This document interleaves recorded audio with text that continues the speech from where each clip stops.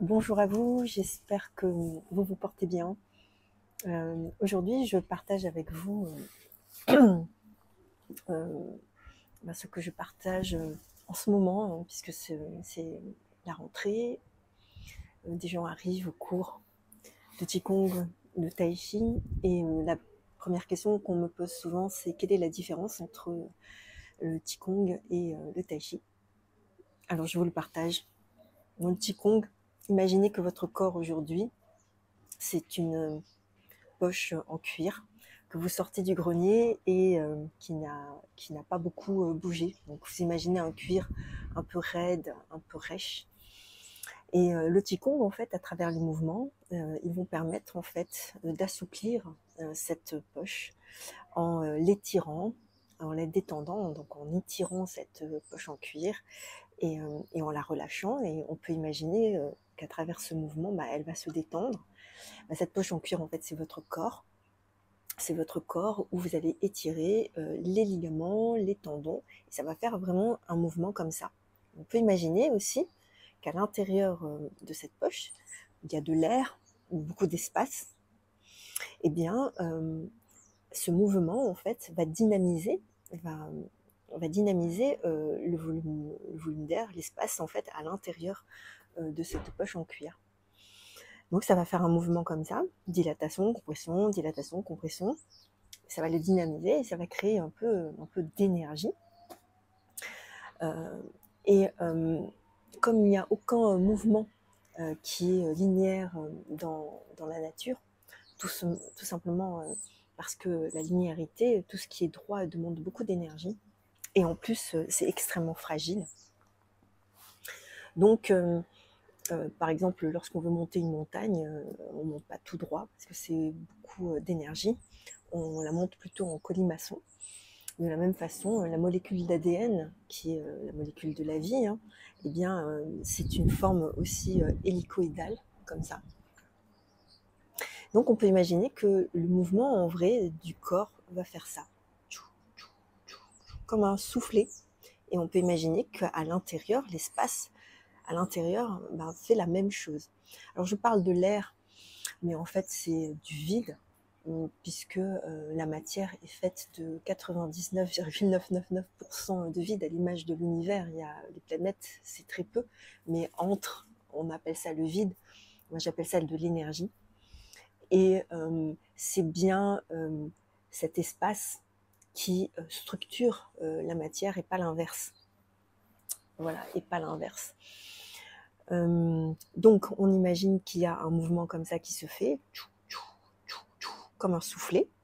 Et en fait, ce qu'on fait dans le Qigong, à travers les différents mouvements, eh bien, c'est qu'on dynamise cet espace à l'intérieur de soi, mais du coup aussi à l'extérieur, puisqu'on est relié. On l'appelle comme on veut, énergie, voilà, mais en tout cas, on crée du souffle, du Qi, qui, en fait, c'est le Qi qu'on dynamise comme ça et on crée un souffle. Tchouk, tchouk, tchouk, tchouk, tchouk, tchouk, et on l'entretient. C'est un peu comme une locomotive à vapeur où il y a le mécanicien qui nourrit en fait le feu pour créer en fait de la vapeur et cette énergie. Et le Tai Chi Chuan quelque part, mais le Kung Fu aussi, tous les mouvements, eh bien c'est que ce souffle va permettre de mettre en mouvement le train, donc là le corps, vous, de vous mettre en mouvement, et c'est bien le souffle qui porte le mouvement. Voilà. Et en fonction de ce que vous voulez faire dans ce mouvement, monter une côte, descendre, quand c'est linéaire, eh bien, vous imaginez que vous avez la capacité de pouvoir gérer en fait l'intensité de votre vapeur en nourrissant plus ou moins le feu ou en jouant en fait sur les soupapes. Et ça va permettre de doser en fait l'intensité de ce souffle en fonction de ce que vous faites. Alors dans le mouvement, effectivement, ce qu'on ressent, c'est vraiment une, une perception comme ça, où vous savez que dans tous les mouvements, il y a les 4 saisons, il y a l'hiver, printemps, l'été et l'automne, ça fait vraiment un mouvement comme ça, toujours en forme de sinusoïde, parce que si c'est tout le temps l'été, on est tout le temps en haut et c'est fatigant. On n'est pas non plus en léthargie à dormir tout le temps. Et il y a vraiment toutes ces phases dans un mouvement. Voilà, hein. Je montre avec mon doigt. Donc là, c'est l'hiver, le printemps. Hop, on arrive à l'apogée. Ça, c'est l'été. Et puis ensuite, hop, ça redescend.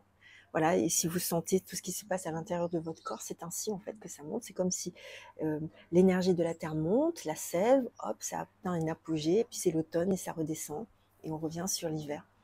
Voilà, et dans le mouvement et dans cette histoire de souffle, en fait, eh bien, on a exactement la même chose. C'est-à-dire qu'il il y a d'abord ce souffle qu'on est en train de créer, et puis ensuite que l'on va dynamiser, qui va monter et qui se met vraiment, qui va vraiment porter ce mouvement de cette façon.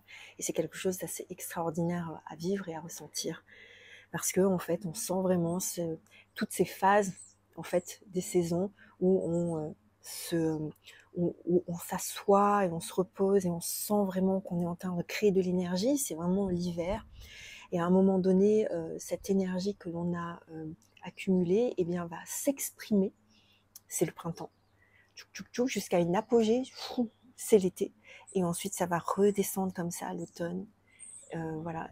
Alors, on le fait dans le Qigong pour le sentir, pour s'entraîner en fait quelque part à faire ça, à travers les étirements et les relâchements du corps, comme un élastique. Et ensuite, ce souffle, on le met au service du mouvement, donc il va porter le mouvement de la vie, quel qu'il soit. En l'occurrence là, c'est le tai chi. Et ce que je trouve vraiment très intéressant en fait, c'est que vraiment le Qigong, le Tai Chi et le Kung Fu sont les plats d'une même journée. C'est vraiment un kit de mouvements, de disciplines en fait qui sont extrêmement complémentaires. Les arts martiaux chinois, en tout cas pour ma part, ce sont ces arts martiaux-là. C'est le Wushu, euh, avec le Qigong, qui n'est pas un art martial, mais voilà, qui prépare à ça. Et ensuite, donc, le Tai Chi et le Kung Fu qui permettent vraiment d'être dans ce mouvement et de mettre ce souffle à ce service-là et de le nourrir aussi quelque part. Et ce qui crée le mouvement, eh bien, c'est l'intention, c'est le sens que l'on donne à ce que l'on fait. C'est la direction, parce qu'un train ne se met pas en marche comme ça, et il a une direction, il a une destination.